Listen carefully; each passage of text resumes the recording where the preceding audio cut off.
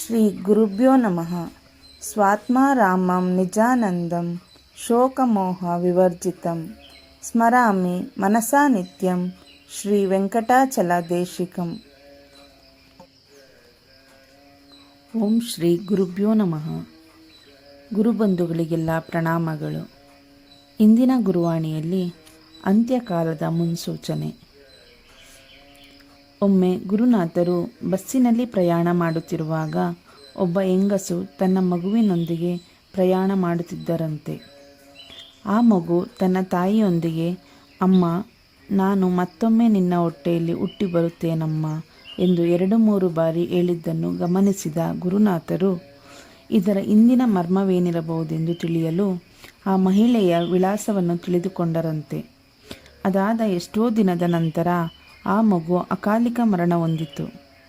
ಇದ್ದ ಒಬ್ಬ ಮಗನಿಗೆ ಹೀಗಾಯಿತೆಂದು ಬಹು ಚಿಂತೆ ಪಡುತ್ತಿದ್ದರು. ಆ ಹೊತ್ತಿಗಾಗಲೇ ಅವರು ಮಕ್ಕಳಾಗದಂತೆ ಶಸ್ತ್ರಚಿಕಿತ್ಸೆ ಮಾಡಿಸಿಕೊಂಡಿದ್ದ ಕಾರಣ ಮಕ್ಕಳಾಗುವ ಅವಕಾಶವಿರಲಿಲ್ಲ.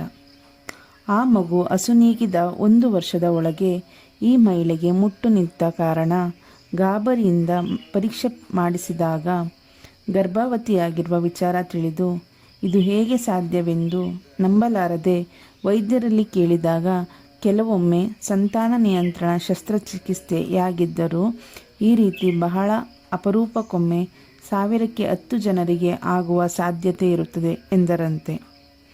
ಆ ನಂತರ ಜನಿಸಿದ ಮಗು ಮೊದಲು ಅಸುನೀಗಿದ ಮಗುವಿನಂತೆಯೇ ಇದ್ದುದು ಆಶ್ಚರ್ಯ. ಆ ಹೆಂಗಸನ್ನು ನೋಡಿ ವಿಷಯ ತಿಳಿದ ಗುರುನಾಥರು ವಿಧಿಯು ತನ್ನ ಮುನ್ಸೂಚನೆಯನ್ನು ಆ ಮಗುವಿನ ಬಾಯಿಂದ ಹೊರಗೆಳೆಯಿದ ವಿಧವನ್ನು ನೆನೆದು ಆಶ್ಚರ್ಯ ವ್ಯಕ್ತಪಡಿಸಿದರು.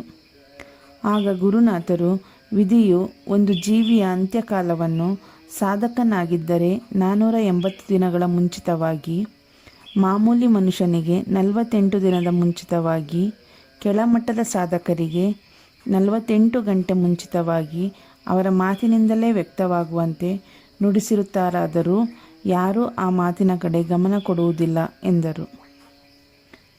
ಗುರುಭ್ಯೋ ನಮಃ. ದೇವರನ್ನು ಮುಟ್ಟುವುದು ಬೇಡವೋ, ಅದು ಮೈಲಿಗೆಯೋ? ಮೈಸೂರಿನಲ್ಲಿದ್ದ ಒಂದು ಆಶ್ರಮದ ಗುರುಗಳು ಗುರುನಾಥರನ್ನು ನೋಡಲು ಬಯಸಿದ್ದ ಕಾರಣ ಗುರುನಾಥರು ಗುರುಗಳ ದರ್ಶನ ಹಾಗೆಯೇ ಅಲ್ಲಿರುವ ಮಹಾತ್ಮರ ವೇದಿಕಾ ದರ್ಶನ ಮಾಡಲು ಗುರುಬಂಧುಗಳೊಂದಿಗೆ ಆ ಆಶ್ರಮಕ್ಕೆ ಹೋಗಿ ಅಲ್ಲಿರುವ ಗುರುಗಳ ಪರಿಚಾರಕರ ಸಹಾಯದಿಂದ ಬೀಗ ತೆಗೆಸಿ ವೇದಿಕೆ ಪ್ರದಕ್ಷಿಣೆ ಹಾಕಲು ಹೋಗುತ್ತಿದ್ದರು. ಅವರನ್ನು ಕಂಡ ಅಲ್ಲಿದ್ದ ಸ್ತ್ರೀ ಒಬ್ಬರು, ಇವರನ್ನೆಲ್ಲ ಏಕೆ ಬಿಟ್ಟೆ? ವೇದಿಕೆ ಮುಟ್ಟಿ ಮೈಲಿಗೆ ಮಾಡ್ತಾರೆ ಎಂದ ಕೂಡಲೇ ಗುರುನಾಥರು, ಓಹೋ, ದೇವರನ್ನು ಮುಟ್ಟುವುದು ಬೇಡವೋ, ಅದು ಮೈಲಿಗೆಯೋ ಎಂದು ಹೇಳಿದವರೇ ಗುರುಬಂಧುಗಳೊಂದಿಗೆ ವೇದಿಕೆ ಬಳಿಗೆ ಹೋಗದೆ ಹಿಂತಿರುಗಿದರು. ವಿಷಯ ತಿಳಿದ ಗುರುಗಳು ಬಂದು ಗುರುನಾಥರನ್ನು ಕರೆದಾಗ ಗುರುನಾಥರು, ಇವರೆಲ್ಲರೂ ಸದಾ ನನ್ನೊಂದಿಗೆ ಇರುವವರು, ಇವರನ್ನು ಬಿಟ್ಟು ನಾನೆಲ್ಲಿಯೂ ಒಬ್ಬನೇ ಬರಲಾಗುವುದಿಲ್ಲ, ಕ್ಷಮಿಸಿ ಎಂದೆನ್ನುತ್ತಾ ಅಲ್ಲಿಂದ ಹೊರಟು ಇನ್ನೊಬ್ಬ ಗುರುಬಂಧುಗಳ ಮನೆಗೆ ತೆರಳಿದರು. ಅನಂತರ ಆಶ್ರಮದ ಗುರುಗಳು ಆ ಮಹಿಳೆಗೆ ಗುರುನಾಥರ ಬಗ್ಗೆ ತಿಳಿಸಿದಾಗ ಅವರಿಗೆ ತಪ್ಪಿನ ಅರಿವಾಗಿರಬೇಕು. ಗುರುಭ್ಯೋ ನಮಃ.